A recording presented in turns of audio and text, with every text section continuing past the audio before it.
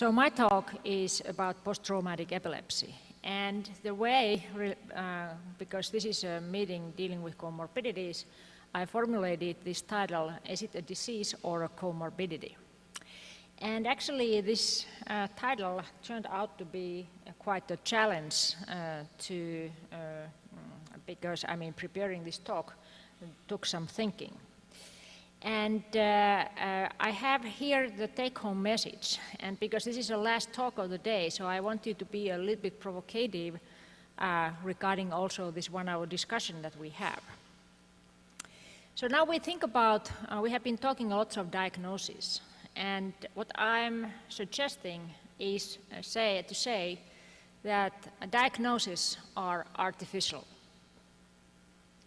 The second take-home message is that gene regulation doesn't really respect disease or comorbidity borders. And the third one, as we know very well from epilepsy field, is that treatments don't respect disease or comorbidity borders. And I would like to keep these 3 points in mind when I go through the talk, and then I will come back to these in the end. So what I will do during the next 36 minutes or so, I will first visit the definitions because I really think they are very important because they are tools that we use and they need continuous evaluation. Then I'm going to describe the TBI endophenotypes, first some aspects after human TBI, and then in the rat model of human TBI, particularly lateral Fluid-Percussion injury. Then I try to answer to this question that has already been raised many times earlier today about the epileptogenic circuitry and circuitry underlying comorbidities. Are they overlapping or not? And then in the end I try to draw out some conclusions.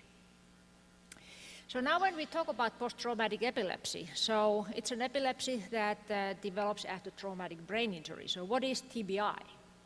It's defined as an alteration of the brain function or other evidence of brain pathology caused by an external force.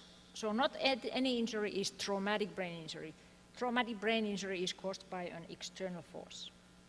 Now when we think about a definition of epilepsy, so according to the International League, it's a disorder, so not a disease, but a disorder of the brain that has two major characteristics. One is enduring predisposition to generate seizures, and then at least one epileptic seizure. However, when you look at this definition, actually it also includes the neurobiologic, cognitive, psychological, and social consequences of that are associated with seizures. So basically we are talking about the syndrome. Of course, in epilepsy field, we like to talk about disease because it's easier to understand. But actually, this disease has many different components. So in this scenario now, when we talk about post-traumatic epilepsy, it means that we have traumatic brain injury and at least one unprovoked late seizure, meaning that the seizure occurs at least 1 week after the traumatic brain injury. So now when we go to the definition of comorbidities, we already heard in the first talk a very nice review of the definition of the term comorbidity. I'm adding here one more, and this comes actually from the recent work from the ILA-AS working group. This is from the working group report. First author is Amy Brooks-Kyle. And as you can see here, I already have numbers from 1 to 5. So there are 5 different definitions for comorbidities depending on what one means with a comorbidity. So the essential comorbidity refers to the condition, and I would like to emphasize the word condition, that share an underlying causal factor. For example, there is an early brain insult and then epilepsy develops. Then there is so-called secondary comorbidity, so that there is, for example, so that one condition is directly triggers something else. So for example, there's encephalopathy that results in seizures and then results to cognitive impairment. Then there is so-called iatrogenic comorbidity, that the treatment of one condition leads to or exacerbates another condition. Then there is so-called situational or contextual comorbidity. So that then refers to for these social environmental factors, which, for example, may affect, if the person gets driver's license, that affects quality of life, that eventually may end to cause depression. And then there is a complex interacting comorbidities. And this is the first comorbidity, and I checked this again from the text, that first mentions mechanism. But this might actually, or probably this should still be condition. This term should be condition, not the mechanism here, when thinking what this sentence is saying, that multiple mechanisms that may interdepend, for example, seizures and medication, both can lead to cognitive impairment. So overall, when you look at these definitions, this is condition-based, not really mechanism-based. And this is one of the issues to think about, if we particularly think about treating comorbidities or treating epileptogenesis specifically. So the issue is that we are dealing with a huge elephant here. So we have epilepsy, basically. We have many epilepsies. And one of the issues is how to eat this elephant with all these comorbidities. So the answer simply is apparently syndrome by syndrome, and even further, endophenotype by endophenotype. This endophenotype referring, in this case, for example, to an elephant with post-traumatic epilepsy that has different comorbidities. So now let's visit a little bit some examples of what are the TBI endophenotypes first in humans. So this is a relatively often cited picture from Kathy Sadman's paper, where she showed 6 CT scans from patients who all had Glasgow Coma scale less than 8, meaning that they were severely injured, meaning that they were in a high risk of developing epilepsy later in life. And as you can see, this picture really nicely shows that actually all these patients had very different brain pathology. So no question, TBI comes up with a number of different endophenotypes. So basically, looking at the literature and the spectrum of consequences of TBI, we in epilepsy world like to focus on epilepsy. For example, here we have temporal lobe contusion that could have caused epilepsy. However, these TBI patients, they may have developed dementia, cognitive decline, they may have many psychiatric comorbidities, Parkinsonism, kind of comorbidities from sensory modalities, pain and somatomotor impairment, and then peripheral comorbidities, pulmonary disturbance, infections, and gastrointestinal disturbance, for example, and many more. I listed these here to make my point. Now, when we think about, we actually end up into a kind of the comorbidity interactome. So we know that, for example, these patients with post-traumatic epilepsy, they could have several different psychiatric comorbidities, cognitive comorbidities, infections, and sensory comorbidities. So now the question is, what is basically the temporal evolution of these comorbidities, and what are the networks involved? And some of these issues were actually already discussed earlier today. So this is a paper from Katz that actually looked the arm function recovery after traumatic brain injury. And what he noticed that patients with focal pathology, meaning mostly gray matter pathology, they recovered faster than patients with diffuse pathology, meaning that they particularly had white matter damage. And this is shown that in about 3 months, when they looked at cumulative arm recovery function, those with focal pathology had already achieved the maximum. And you can see that this slope is deepest during the first 2 months. Whereas those with diffuse pathology, they reach the maximum a little bit more slowly in about 6 months, but also in their case, the recovery curve was deepest, the slope was greatest during the first 2-3 months. So basically we can say that most of the recovery-related plasticity in the brain probably happened during the first 2-3 months. Now, when we look at another modality, when we look at the cognitive function, so this is an extremely busy figure, but it doesn't matter because it makes my point very well. So this is from a study of Christensen, 2008, where they looked at the recovery of cognitive function. They looked at 15 different cognitive domains, which are listed here that you can't really see. But what you can see, they tested these patients 3 times at baseline, 5 months later and 1 year later. And you can see this is the Z-score.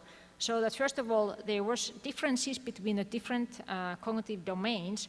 But what you can see, most remarkable recovery happened during the first 5 months.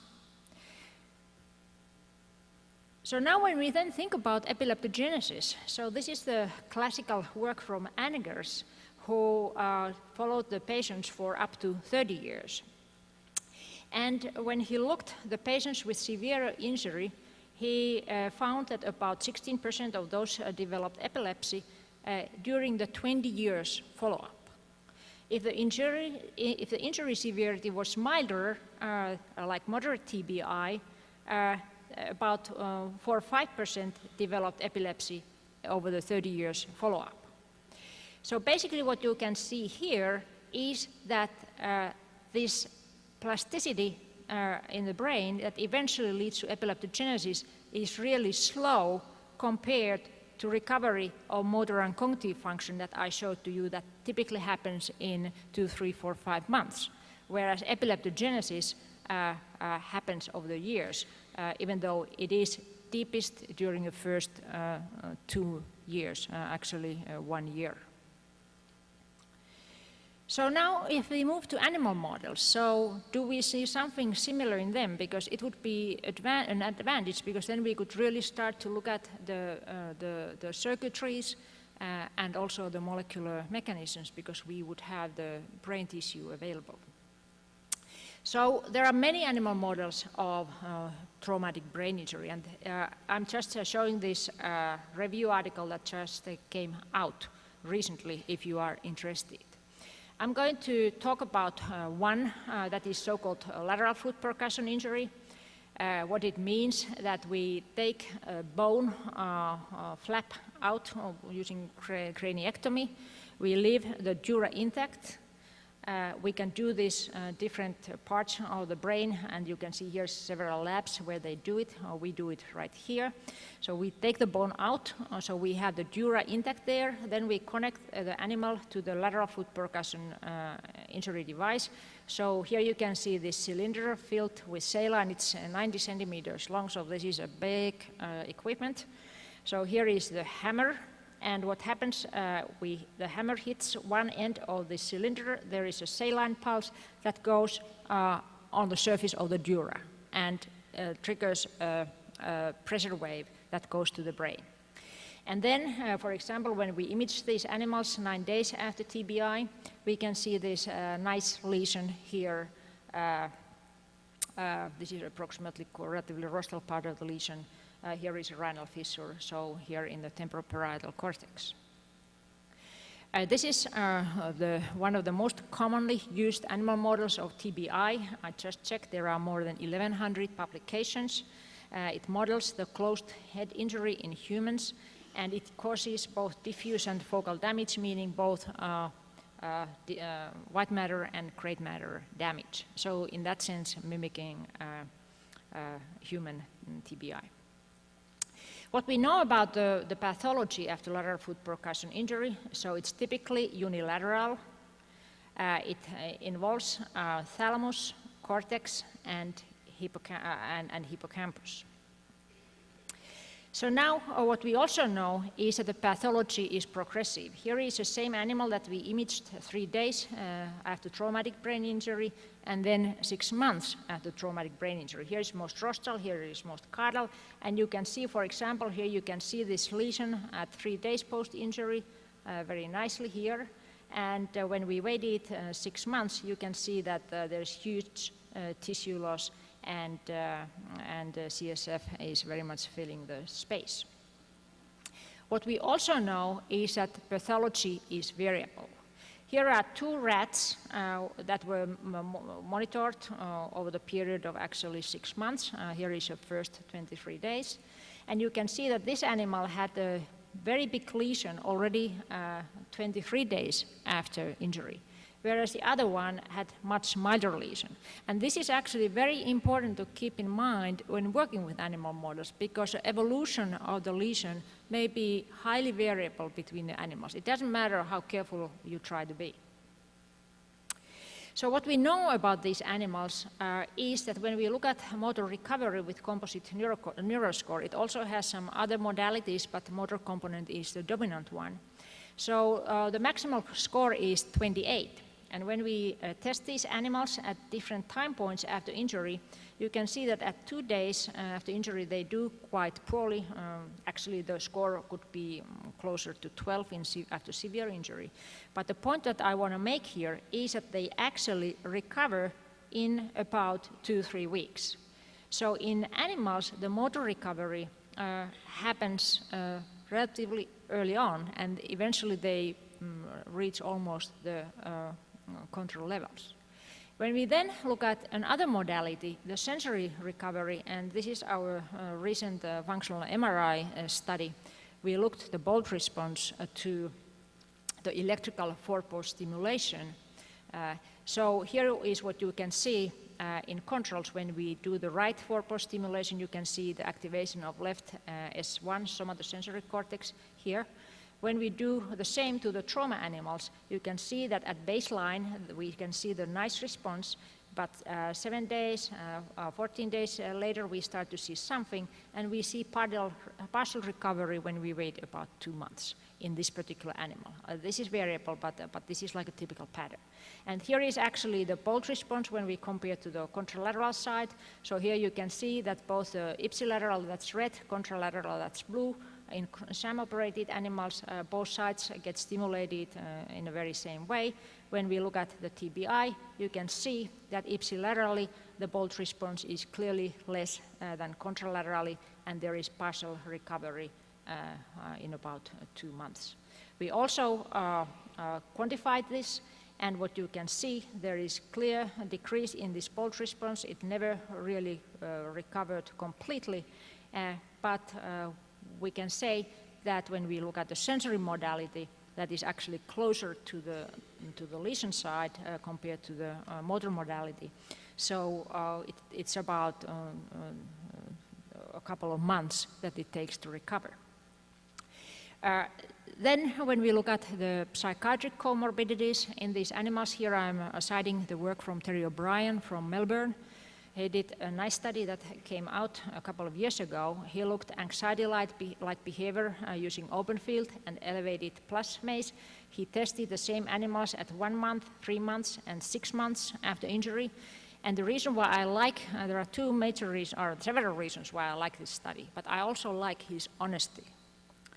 Because he didn't put bar graphs, he put dot plots. And here you can see this remarkable variability between even in controls, but also in trauma animals. But what he found was that there was a difference between trauma animals and controls at 1 month. The controls, the difference became a bit smaller at 3 months and was not significant at 6 months. So basically there was a recovery of this behavior during the first 3 months or so. The same happened with elevated plasmase. When he looked at the time spent in the open arms, the animals were impaired, but they recovered and were indistinguishable. They could not be distinguished from the controls at 6 months. So also here the recovery happened approximately during the first 3 months. In depression measures, he used forced swimming and sucrose preference. He didn't find any difference. So when we look at the spatial memory in these animals, this is from Tracy McIntosh's lab. When they looked water maze at 2 days and 2 months, you can see that TBI animals do really poorly 2 days after injury. It takes about 50 seconds almost to find the platform, whereas controls find it in 10 seconds. They tend to recover a little bit in 2 months. Of course, one might ask, is this a practice effect? So it's a little bit of question mark if there was actually a recovery of memory function. Actually, in humans, even though, as you noticed, there is only partial recovery in many cognitive domains. When we then look at epileptogenesis again and compare this kind of impairment and recovery to other functions, what we have found in our hands in this model, about 50% of the animals develop epilepsy in 1 year follow-up. But of course, this is biased depending on how often we monitor. And about 50% of those who eventually developed epilepsy did so in about 6-7 months.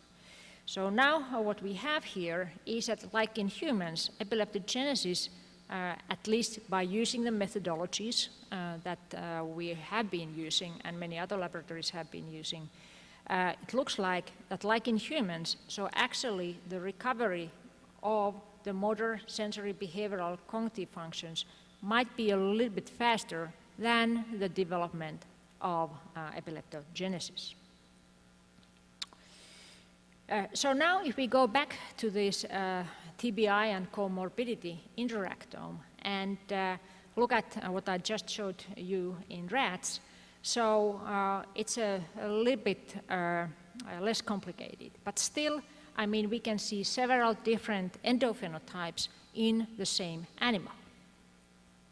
So now this raises a question, are these epileptogenic circuitries overlapping with other endophenotypes? And I come a little bit to this issue back, answering why this is actually quite important to think about. So I guess that we all might agree that probably the spatial memory impairment or recovery more or less relates to hippocampal functions. And sensory motor impairment or recovery, as I showed you, to the cortical area. So the question now really is, where is post-traumatic epilepsy in the brain of humans and animals? And I'm going to focus on animal studies. So where we first looked at that was, we looked hippocampus, because epilepsy field is a really world of hippocampus. So the reasoning for that related when we did recordings from these animals many years ago. We had both hippocampal and cortical electrodes, so we found that practically hippocampus was involved in every seizure that we were able to monitor in these animals. So, of course, the question is, every time when you do electrical recordings, so somebody will ask, well, if you had an electrode in some other place, had you had the focus there? So there's always at least one electrode missing. It doesn't matter how many electrodes one puts into the brain when one tries to find the focal onset of the seizures or the seizure focus. So we started from the hippocampus, and of course, well, as expected, what one does is that one looks the interneurons, because it's almost a dogma in epilepsy field that if there is that the interneuron loss in the hippocampus is associated with seizures or seizure initiation. So as you can see, this is work. I hope it eventually gets accepted. Now we have a very meticulous reviewer, and now in the third revision he wanted us to change one sentence. So I hope it's accepted pretty soon, so I can show you the data. So what we did, we actually compared we did stereological cell counting of different interneuron populations in different subfields of the hippocampus 6 months after status epilepticus induced epilepsy. That's what many of us have done for many, many years. And then the same from animals who survived 6 months after TBI. And what we found was that these animals, after status epilepticus, we stopped the status 2 hours after its initiation, they had on average 6.4 seizures per 2 weeks. So they all were epileptic.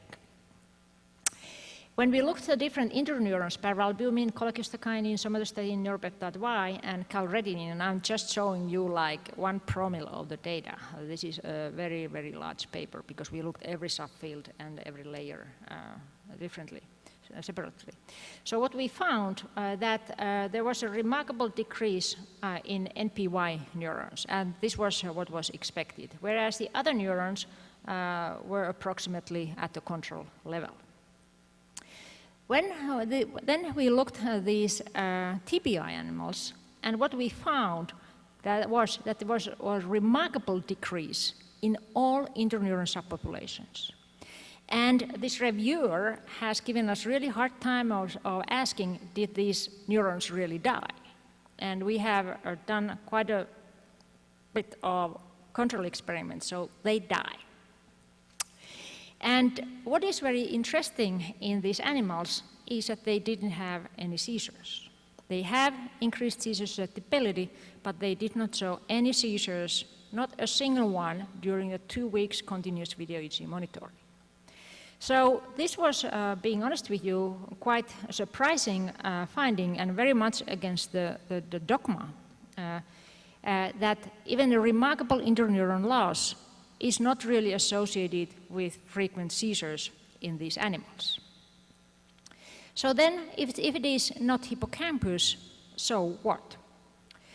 One of the issues and one of the problems, I would almost say the problem with this model is that the seizure occurrence, it's rare and of course it's unpredictable. So here are 3 animals. You can see we monitored them at different time points over the 1 year period, and you can see that sometimes there are seizures during monitoring, sometimes not.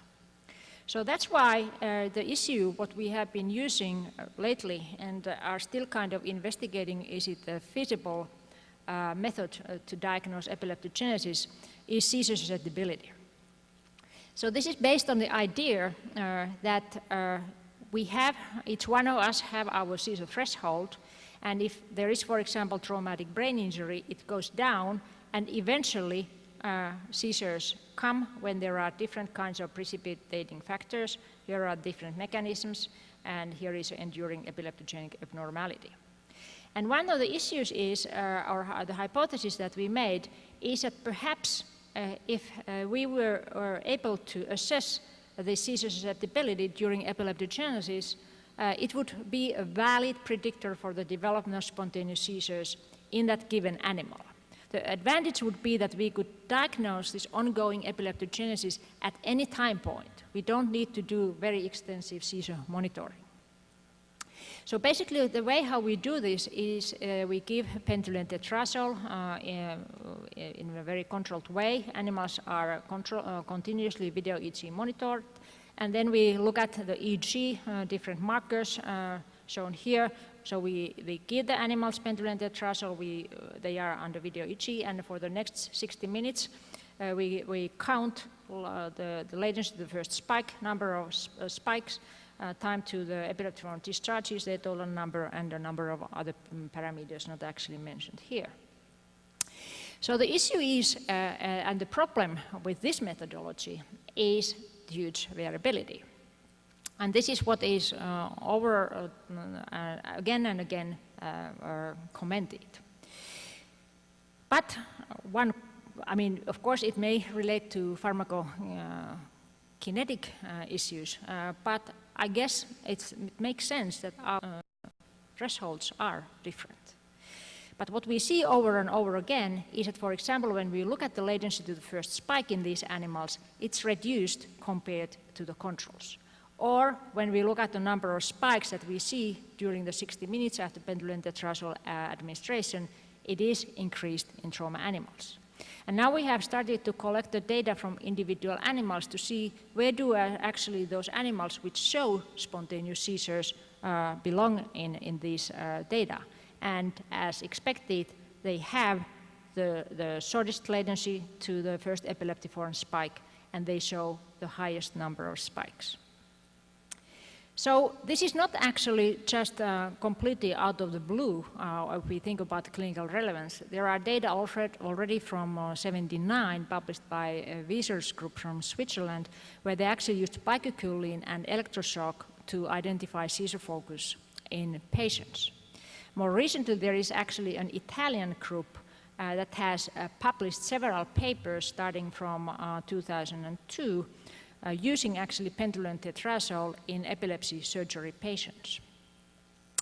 And I have to say that when I first saw these, or actually Anna Maria Vezzani sent me this article and saying, look, what is this? And I looked this and I thought, well, really giving pendulum tetrazole to patients. I sent an email to Pete Engel and asked, Pete, what do you think about this?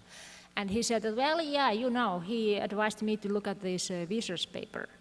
And what happens is that what this Italian group does is they give 65 milligrams IV every 2 minutes, and the patients are under video EEG.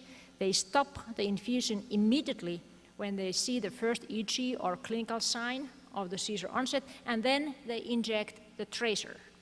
And what they do, they compare the interictal spec that shows the hypometabolism to the ictal spec that should show the hypermetabolism. And actually, they have very nice studies. And I actually contacted Dr. Barba recently because I noticed that they had one patient with traumatic brain injury. And she kindly sent me this slide. This is from trauma patient who had, here you can see interictal hypometabolism in this area. When they gave him pendulum tetrazole, they could see the same region to be coming out from the analysis, and here is the statistical parametric analysis showing that actually the patient had widespread cortical lesions, and he also had hippocampal sclerosis. He didn't want to have epilepsy surgery. Scalp EEG showed a large seizure onset zone in right temporoparietal occipital area. So this is kind of the proof of concept validation that pendulum tetrazole exposure can actually detect the seizure networks or the focal areas. So what we then did in our institute, we have a relatively, I would say, very good MRI facility. So we gave pendulum tetrazole to these animals. And this is from the control animal. We already saw today very nice pictures about the functional MRI after pendulum tetrazole administration. So this is a control animal. This is most rostral. This is most caudal.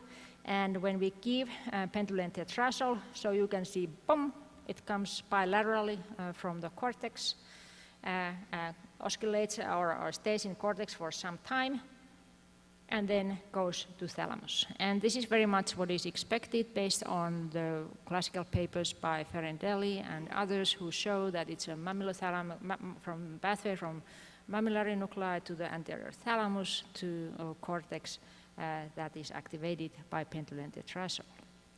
So then we did the same to the trauma animal. And here you can see, here is again most rostral, here is most caudal. Here you can start to see the trauma area. It's right here. You can see huge trauma. This is about 2.5 months after traumatic brain injury. So we gave this animal pendulum tetrazole, and pay attention here, and also here is hippocampus. So in about half of the animals, we see this kind of perilesional onset. It goes to contralateral side, and then it oscillates between the cortex and thalamus. And pay attention that hippocampus is really relatively quiet in practically almost all animals. So we also looked quantitative MRI to look at which areas might predict seizure susceptibility.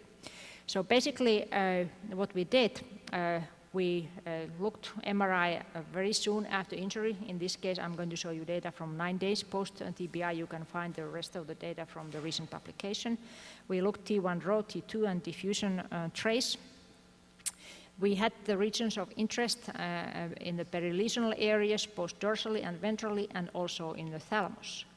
And we did the pendulum and tetrarsal 12 months later, so early MRI, seizure susceptibility 1 year later, and then we used that as a group classifier into those with increased seizure susceptibility or not increased seizure susceptibility. We did the ROC analysis. So basically what you have here is specificity, here is sensitivity, basically telling you the rate of false positive and true positive findings, and you look at higher the area of the curve, better the result, and particularly you want to have the dots close to this corner. And what we could find was that when we look at about 10% false positive rate, we can get relatively even up to 80% sensitivity by using a functional MRI. If we look at both perilesional cortex and thalamic, we do the kind of the two-component analysis, we get 90% sensitivity. So basically, this raised an issue about the thalamic pathology that was already discussed today. And now we have started to go into more details of the thalamus. And we started with the paralbumin neurons that nicely labels the reticular nucleus. Here is a control animal. Here is 6 months after traumatic brain injury. And when we did the stereological cell counting, we can actually see bilateral loss of paralbumin cells in the reticular nucleus. So now the question is that, basically what we can think, what the data, even though it certainly needs more work, is that there is some overlap in networks behind endophenotypes. If we have the memory in the hippocampus, somatosensory recovery in the S1 cortex, so apparently epileptogenesis might also involve cortical regions in addition to thalamus. There's also overlap in the temporal evolution of post-TBI functional plasticity. So here we can think about that here is a progression of damage, also increase in plasticity. We have motor recovery, sensory recovery, cognitive recovery, and then we have epileptogenesis. So what seems to be the case, if we look at this big picture, is that repair actually precedes epileptogenesis. One might, of course, ask, is epileptogenesis part of this favorable repair process? But this is, of course, one of the questions we can discuss. So now the question really is, what are the implications for sampling and data interpretation? And this is, of course, when we do, for example, these very expensive molecular studies, and we sample here and there depending on our favorite area. So for example, if we want to now sample here in the perilesional cortex, so the question is, I take my favorite pathway. So the question is, if I find there changes, is the regulation of this my favorite pathway related to epileptogenesis or sensory recovery at this given time point? So to conclude, I guess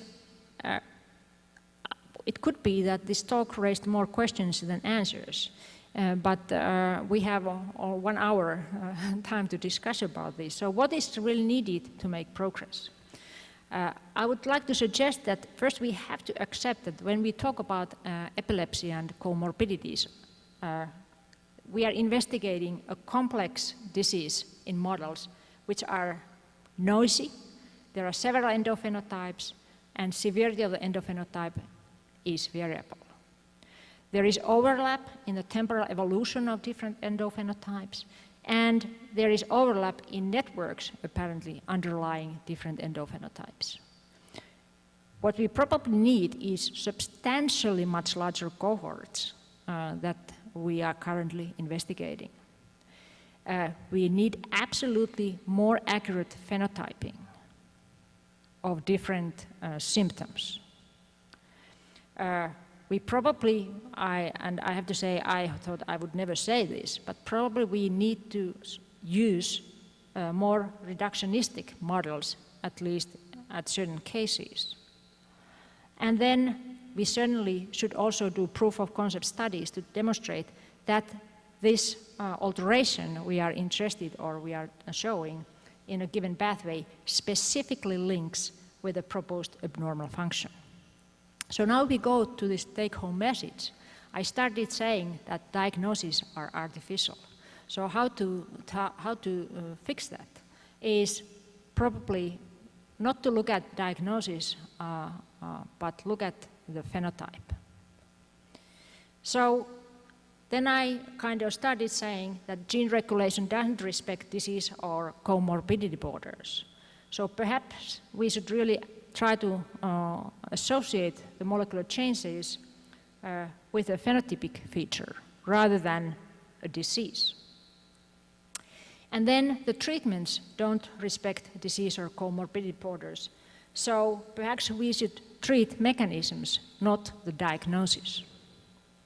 So with these ideas, I would like to thank my group that is growing, hopefully very soon. And being honest, I wouldn't mind of having some students from Brazil, because there are now these new funding mechanisms also to visit.